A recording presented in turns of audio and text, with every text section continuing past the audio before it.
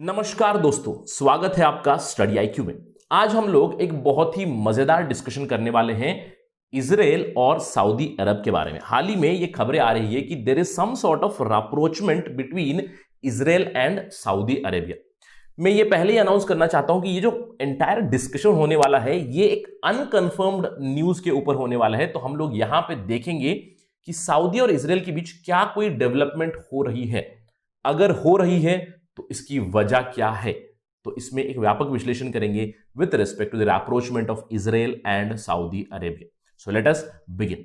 उससे पहले मैं हूं आपका होस्ट राहुल साईगांवकर। अगर आप मुझे फॉलो करना चाहते हो, you can follow me on the ID Rahul Sai 222। मेरा फेसबुक, इंस्टाग्राम और टेलीग्राम के चैनल का आईडी सेम है।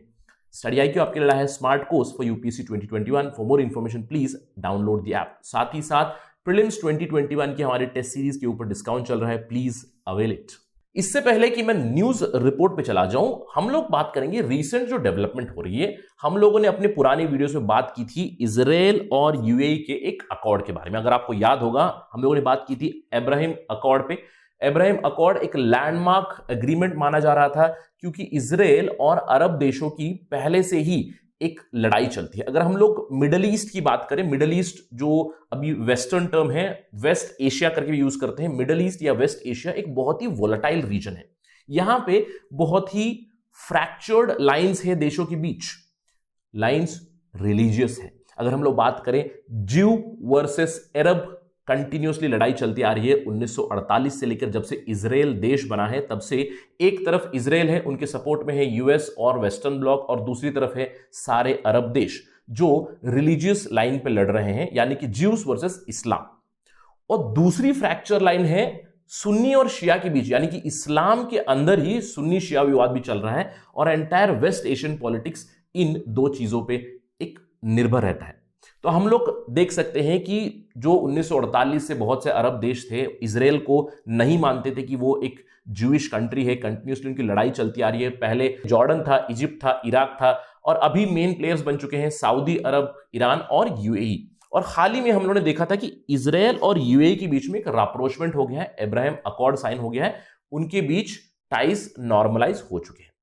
तो उस समय में हम लोगों ने बात की थी कि एक बहुत ही लैंडमार्क डील है, क्योंकि अगर यूएई एक बहुत ही इंपॉर्टेंट प्लेयर है वेस्ट एशिया में, अगर वो अपने टाइज नॉर्मलाइज करेगा इजराइल से, तो आगे चल के और भी बहुत देश नॉर्मलाइज कर सकते हैं। ऑलरेडी जॉर्डन ने नॉर्मलाइज किया हुआ है, इजिप्ट ने बहुत पहले नॉर्मलाइज किया हुआ है, अभी यूएई ने किया है, बहरीन की ऑलरेडी न्यूज आ रही है, Israel Bahrain sign deal for establishing formal ties. और इन सब का श्रेय बहुत हद तक डोनाल्ड ट्रंप ने लिया है। डोनाल्ड ट्रंप ने अनाउंस किया है a dawn of new Middle East, right. तो ये सब तो हमको पता है।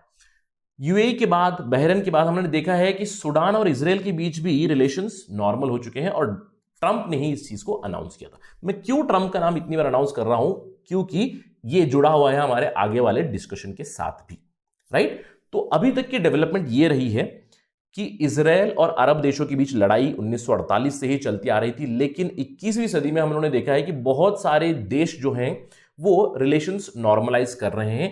पैलेस्तीन का सवाल अभी भी वैसे का वैसा है। इजराइल एक देश है, पैलेस्तीन को अभी तक उनकी कंट्रीहुड नहीं मिली है, इसीलिए अरब देश कंटिन्यूसली इजराइल के साथ फाइट करते रहते हैं, right. There is a religious fight going on between Israel and the Arabs, but slowly slowly rapprochement चल रहा है।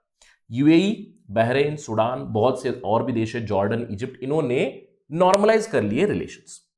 तो इससे एक सऊदी अरब के ऊपर सवाल उठ जाता है, सऊदी स्क्वांडरी, मतलब सऊदी के सामने कंफ्यूजन है कि वो क्या करे। सऊदी को माना जाता है कि वो अभी अरब वर्ल्ड का लीडर है।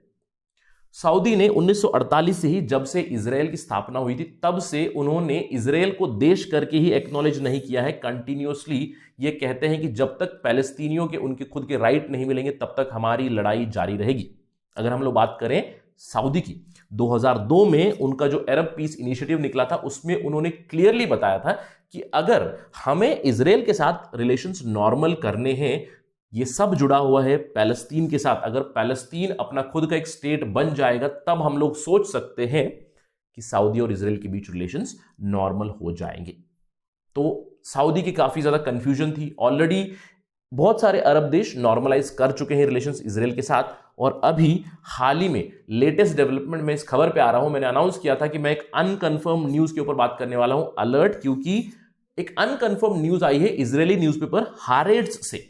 हारेट्स ने कहा है कि नवंबर 2020 में इजराइल के जो प्राइम मिनिस्टर हैं बेंजामिन नेतन्याहू, वो सऊदी विजिट पे गए थे। मैं रिपीट कर रहा हूं, इजराइल के prime minister Benjamin Netanyahu Saudi visit पे गए थे। बहुत ही क्विक विजिट था, हश हश विजिट था, जहां पे वो मिले मोहम्मद बिन सलमान से। जैसे ही खबर आई उसके बाद सऊदी अरब के जो फॉरेन मिनिस्टर है उन्होंने क्लियरली इसको डिनाई किया। काफी हश हश एक मीटिंग थी माना जाता है। इसमें सऊदी के रिप्रेजेंटेटिव्स थे, यूएस के रिप्रेजेंटेटिव्स थे और इजराइल के भी रिप्रेजेंटेटिव्स थे, ये कहा जा रहा है। लेकिन सऊदी अरब ने इसको एंटायरली नकार दिया। तो ये तो थी न्यूज के बारे में बात। चलिए एक व्यापक विश्लेषण करते हैं कि खबर जो भी हो, कंफर्म्ड हो, अनकंफर्म्ड हो, नॉनदलेस, अगर सऊदीज और इजरायलीज आज मिल रहे हैं, ये क्यों मिल रहे हैं? सबसे पहला तो रीजन मैंने आपको बता दिया है कि बहुत सारे देश नॉर्मलाइज कर रहे हैं। यूएई ने किया है, बहरीन ने किया है, सूडान ने किया है, पहले जॉर्डन, इजिप्ट ने किया है। तो अभी सऊदी भी बहुत हद तक इजराइल के साथ रिलेशनशिप नॉर्मलाइज करने के डायरेक्शन में है। जब इब्राहिम अकॉर्ड हुआ था यूएई और इजराइल के बीच, सऊदी ने उसको क्रिटिसाइज नहीं किया था, तो बैक एंड से आप कह सकते हो कि कुछ हद तक सपोर्ट ही किया था। तो अगर ये हो रहा है, सऊदीज और इजरायलीज मिल रहे हैं, ये क्यों मिल रहे हैं? यहां पे दो बहुत बड़े रीजन है। पहला रीजन है कॉमन एनिमी ईरान। मैंने आपको बताया कि शिया सुन्नी डिवाइड है। ईरान एक शिया देश है, सऊदी अरब सुन्नी लीडर है।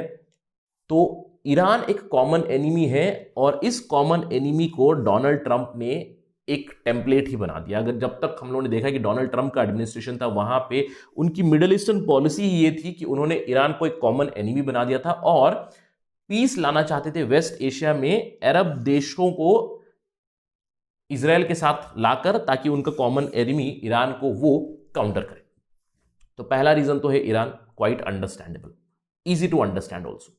लेकिन दूसरा एक बहुत बड़ा रीजन है कि क्यों ये लोग अभी करीब आ रहे हैं, क्योंकि एक बहुत बड़ा प्रश्न चिन्ह उठ चुका है। यूएस इलेक्शंस हो चुके हैं, उनके रिजल्ट आ चुके हैं।